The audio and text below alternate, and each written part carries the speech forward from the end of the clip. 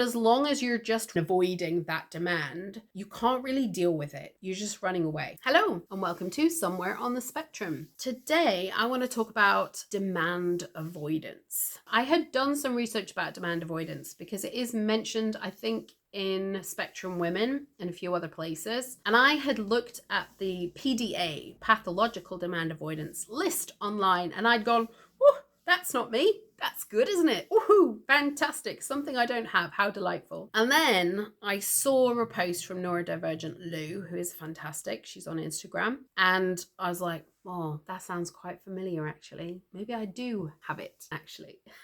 So one of the challenges with pathological demand avoidance and the list that you can find online is those similar to autism are outwardly observable things. That's what someone is seeing. It's not necessarily about the inward experience of what that feels like. So just like with our autism traits, what we read from the medical community, mental health community, doesn't always align with our experience of the thing because they're looking at it from an observational perspective and we're looking at it from an internal experience. So I will put in the description the link to Neurodivergent Lou's slide so that you can see what I was looking at. The National Autistic Society says that demand avoidance is a persistent and marked resistance to the demands of everyday life, which might include essential demands like eating and sleeping and expected demands like going to school or work. They acknowledge that there is very little research into it. They identify 3 types of demand. Number 1, direct and instruction. Brush your teeth. Number 2, internal. I need to go to the bathroom. Number 3, indirect or implied, which could include expectations. For example, bills that need to be paid, food that needs to be eaten. So if you've got a fridge full of food that needs to be eaten, a bit like me right now. I have a box of tomatoes. I was going to do a Greek salad. And then I really didn't want to have a Greek salad. And now I have a cucumber that I'm not going to use for anything else. A box of tomatoes that is slowly melting and a slab of feta cheese, of which I've already started eating, that's probably going to go bad pretty soon. And I don't want a Greek salad. I didn't really want it when I bought the food, but it was going to be sunny. It's sunny. It's pretty hot. It's sunny. Greek salad. Good idea. I really don't want a Greek salad. And those tomatoes are going bad. Don't want it. That is an indirect or implied demand.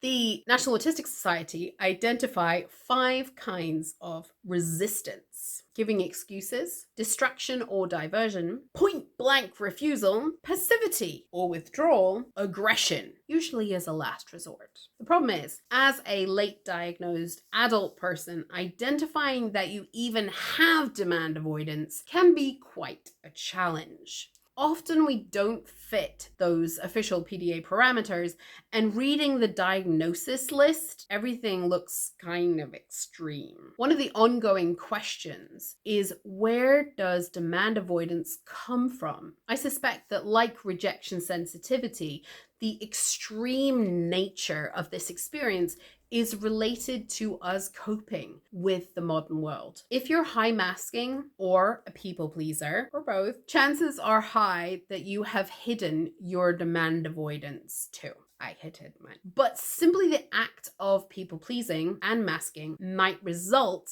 in demand avoidance as a rebellion to the mask and the demands that it inevitably creates. So we've kind of created this inevitable catch-22 situation. To survive in the world, we built a mask that was acceptable. To deliver that mask, we have to squash parts of ourselves. Eventually, through burnout or other experiences, we fight the demands that the mask imposes. But because of the need to maintain the mask, we can't fight the people around us who make us feel like there is a need for the mask in the first place, or who place demands upon us. So the rebellion becomes internal. We fight ourselves, which leads to burnout, obviously.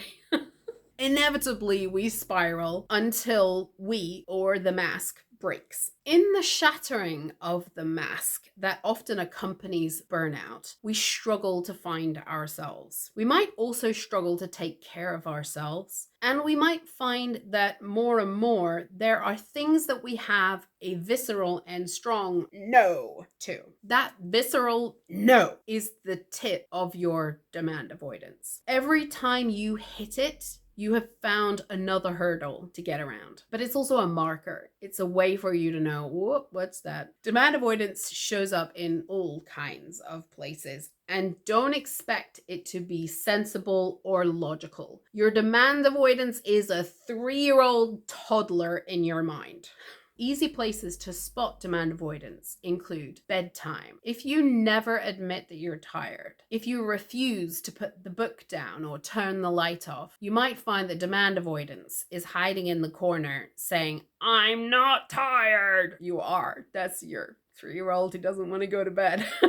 If someone tells you to eat your greens or finish your plate, you might hear a, "I don't like it," or "I don't want to." But for adults, don't be surprised if it's internalized. So when you want to start a new project, lose weight, learn a skill, get off TikTok, go to bed early for a good night's sleep, don't be surprised if you find a self-sabotaging little alien saying, "I don't want to." Demand avoidance is a protector. It has spent a lifetime protecting the little corner that was left of you. That little corner that couldn't be overwritten by the mask, also a protector. The problem is, as adults, we have to live our lives, and the 3-year-old doesn't know the difference between real harm and progress, between demand, decision, and choice, between you and the outside world. A big part of success with demand avoidance as an adult is identifying it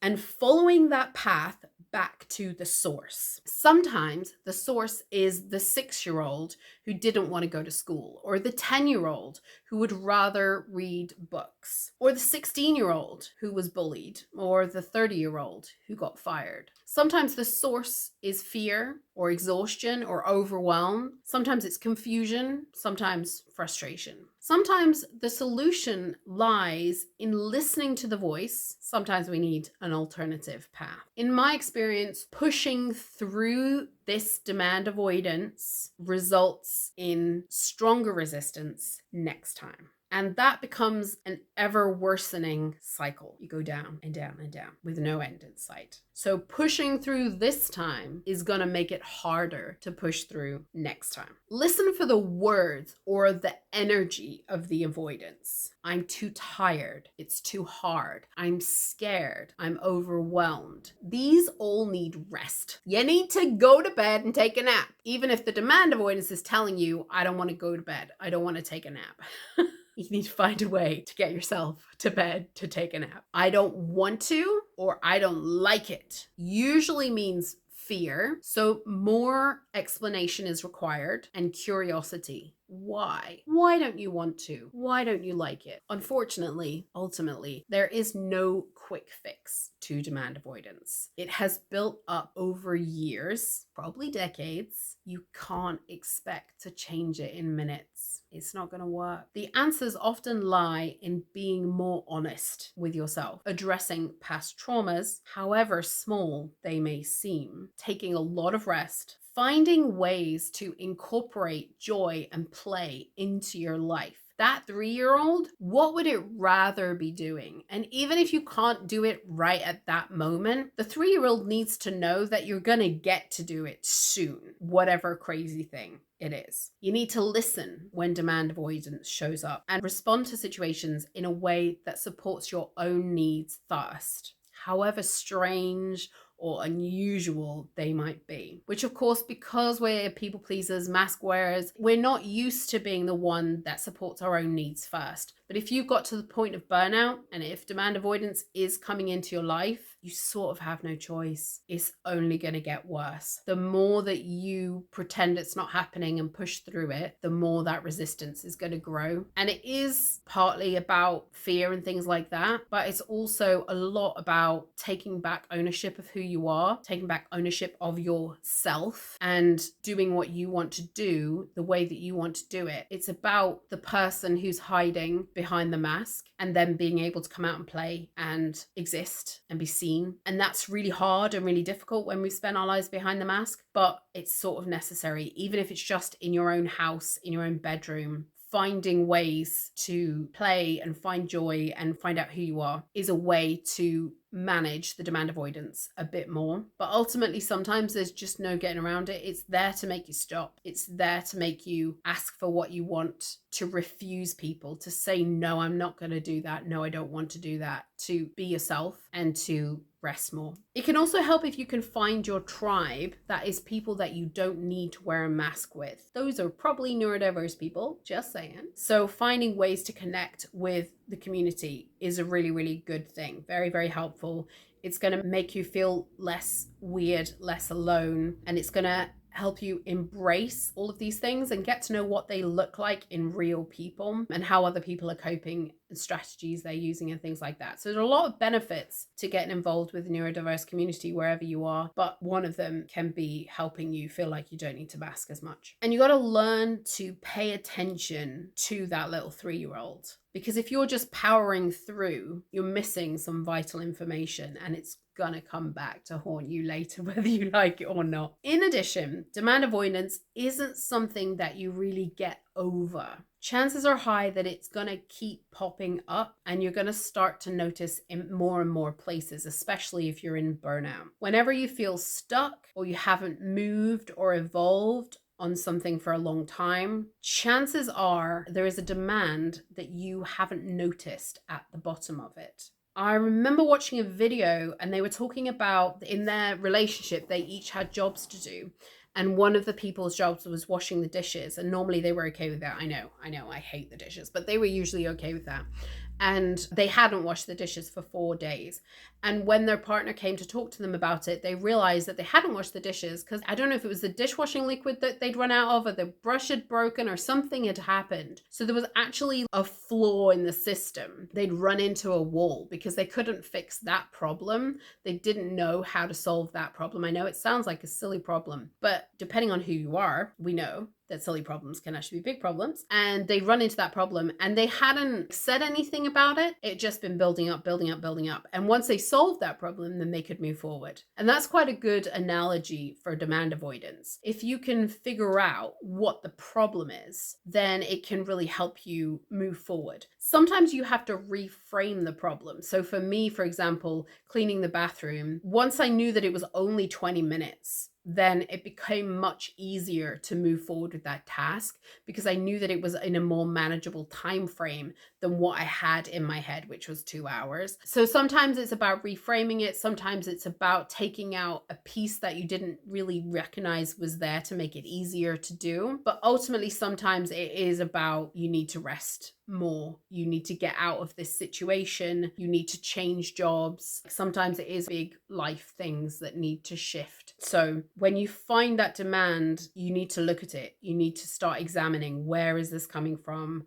What's it about? And like tracking that back. And often it can be a very reasonable fear, whether it's something that is related to what's happened in your past or something relevant now, a fear of going back to work because you've been fired and bullied out of every job you've had. That's quite a reasonable fear, actually. No matter how many people tell you it's not. If that's your experience of work, that's a reasonable fear. And that could very much turn into demand avoidance. You're not able to get around the demand of going to work because everybody's got to go to work. And so then that becomes a real problem, a sticking point for you, and you can't move past it. Not that I'm talking from personal experience at all.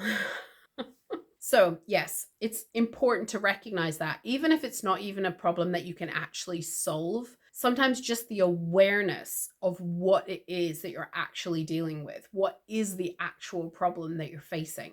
Sometimes just knowing that, you can then logically work around it. You can then logically come up with some solutions. You can look at it from different angles. You can ask friends for help. You can do something about it. But as long as you're just reacting and avoiding that demand, you can't really deal with it. You're just running away the whole time. So do the work to alleviate or remove the fear, and then progress is going to become much easier. Anyway, that was a lot. I hope that was helpful. Feel free to name below in the comments some of the demands that you have that are common for you and where you think they might come from, so that we can start to see how different these can be for everyone. It will also help other people track, like, oh, I didn't even think that could be a demand, or I didn't even think that that could be a reason why I might be stuck. So it can just help us understand each other a little bit better if you're willing to share. I'd really appreciate it. And just remember that we also have a Patreon where you can go. There's some things that you can buy. There's lots of stuff that you can download for free there. Feel free to go over there. All right, I'll see you later. Bye.